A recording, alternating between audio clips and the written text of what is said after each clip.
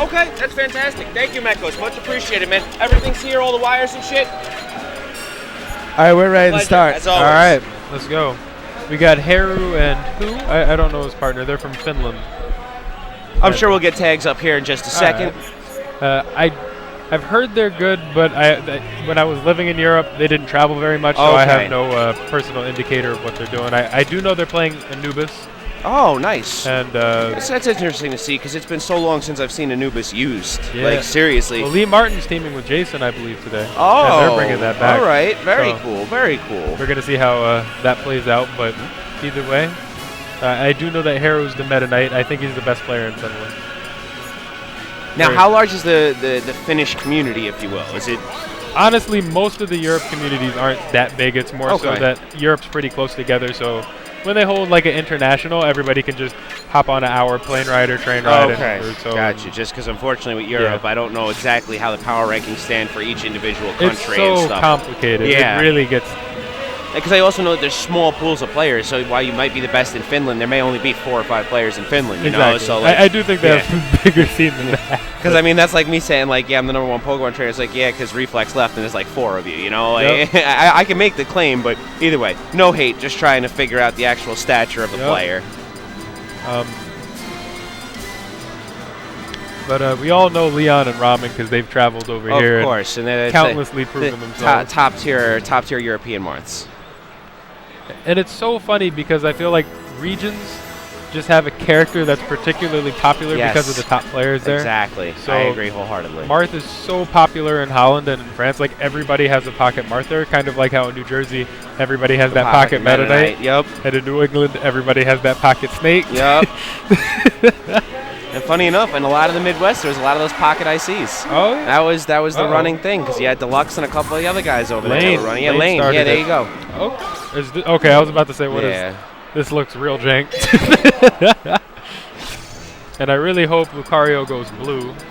Yeah, that's kind of... Oh, there's a Sonic they're playing against? This is going to be a nightmare. What? Oh, it's not Eden. Okay, we got Bam and somebody else. All right, so it looks like we're starting straight into it here. All right, Heru hitting the ledge like he's supposed to. Now, as we said, Heru and his partner were from Finland, and they're going to be rocking the Anubis strategy as we see the Meta Knight and the Lucario getting into it. Now, the thing is that Sonic is going to have a very hard time killing that Lucario. That's a very bad matchup right off the bat. Lucario's aura just outranges everything Sonic can do. So, I'm really looking to see Game & Watch kind of take point, use his priority. Maybe he can get a lucky down air on Meta Knight and kill him early and ruin the strategy and get those early kills on Lucario. Because they're also really going to not want... they're not going to want Lucario anywhere near Game & Watch either, because as we saw Vinny versus Trella, that's never an outstanding matchup either. Not at all. But then again, though, that's most likely what they're going to want, though. They're going to want the Lucario on the forefront, taking that damage, keeping those stocks. Classic Anubis. Yep.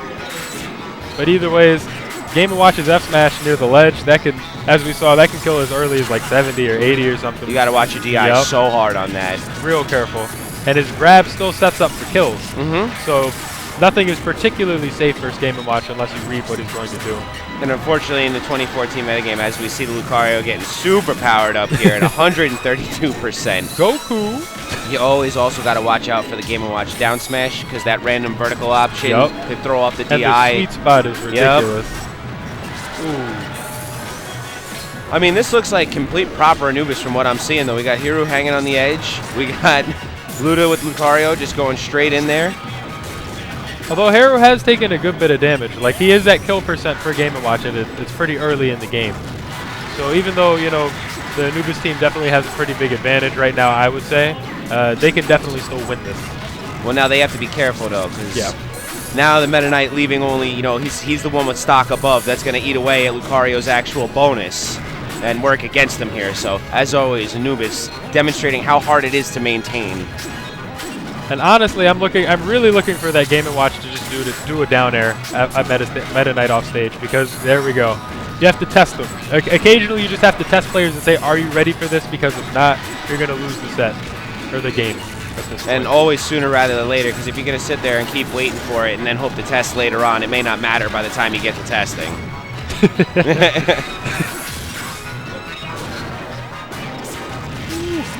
Now, I gotta say, it is very interesting to see a Sonic playing in teams. No hate on Sonic, it's just not a character you normally see in teams due to him needing a lot of room to move around and a lot of room to kind of open up the way he normally would. But as of right now, Faith is doing a great job of controlling space and making sure Sonic's got room to run. Yeah. And you know what? Honestly, he's managed to keep his stocks and really deal a lot of damage this whole game. Like, oh, and he killed the Lucario. Oh, almost. That'd have been a big upside for Blue Team. Big upside for Sonic everywhere. Yeah. And I really like that Heru. He came off the ledge to ensure that his partner wouldn't die, but he hasn't died for it, and that's what counts. And man, oh man, though, Heru holding those stocks, definitely doing what he needs to do for this Anubis combo. Yep. And I noticed that Paper in the Game & Watch, he took a little bucket real quick of that Aura Sphere. Yep. Maybe if he can sneak in a bucket real quick, that will matter so much at the end game if they can get Anubis down to 2 or 3 stocks. And it's going to be great in a team's orientation like this, because if he keeps his eye out and potentially grabs another Aura Sphere or 2, he's going to have a real strong bucket. As we know, Lucario's energy makes for a very heavy-duty bucket. Interesting combos now. That was very nice. Heru wasn't there in time to stop that. No, but either way, at this point, as long as Lucario doesn't die, low percent combos are not a big deal. No, definitely. But he needs to definitely keep playing safe. He's almost at kill percent for Sonic, another 30%. Well, as of right now, though, if Paper goes down, Blue Team's in a lot of trouble because at that point, Meta Knight can feed Lucario stocks, and Loota's going to have a heck of a lot more power. Honestly, at that point, they don't need... Oh, wow! I guess it must have been a B reversal. That was a big mistake. Although I have to say, Red Team definitely has a pretty good advantage. It's definitely confusing with the Lucario being red still. Yeah, unfortunately, rough time. Seeing Lucario and Sonic in teams is going to confuse the heck out of everyone. But we noticed Heru is pretty much, he's not flanking too hard anymore. It's a pretty solid advantage, I think. He's in there. They want to get Paper out of the situation. They really want to push the buck here because they can close it out real quickly, especially with Loota at 130%. That F smash is the realest right now. Almost dying. That key is so strong when it's fresh. It really is, and it's such a rough tool to deal with in teams from Game & Watch. God. Oh, wow. And they both lived. Great teamwork there. I feel like somebody when they hit into each other, they saved each other or something. That was... Oh, all right. Wow. And complete disrespect. That was quite the closeout there.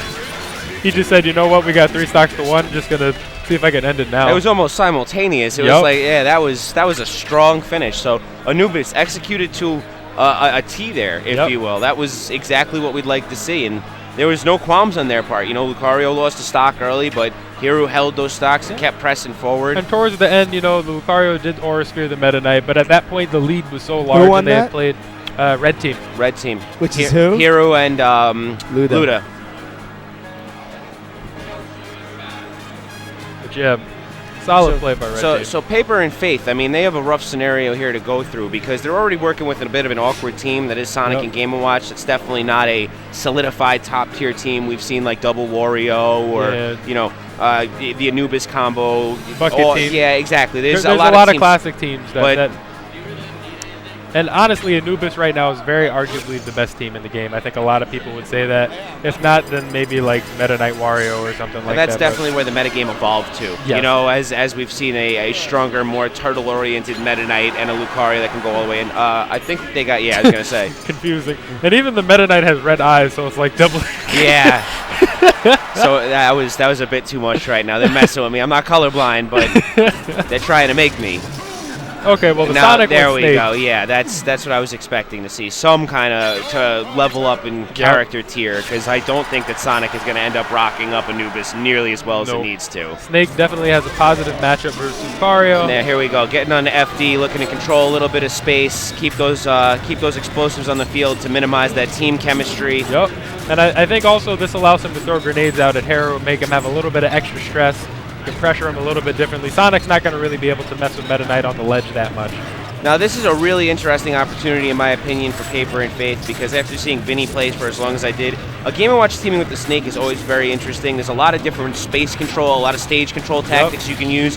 Game & Watch with this floaty downward motion, Snake with the overhand grenades constantly coming in. They can control a lot of area. And that's what you really want to do, is you want to make sure that Heru and Loota don't have that team synergy. You don't want to let them get close to each other. Force the Lucario into corners and take those stocks away so that Heru doesn't have the ability to just jump in and save everything. Definitely. And I noticed Heru's just kind of just gliding, just taking his time still, not really going for anything, so it's all good. Lucario's been doing extreme work. Yes, and unfortunately Game & Watch with the lack of DI and that that lack of bucket break also ended up dying real early, demonstrating the fact that Game & Watch is the second lightest character in this game, tied with Squirtle.